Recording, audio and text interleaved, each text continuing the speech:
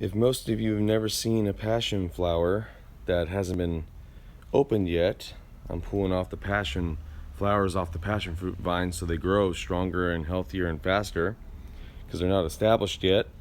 But this is how it looks like inside when you open it up. Look at how many different colors, how many different types of elements pretty much in this flower. Isn't that amazing?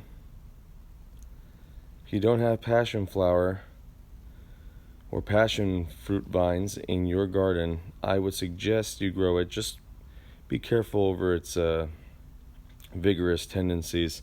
I mean, this has already grown 13 feet in just a few months. Isn't that amazing? See ya.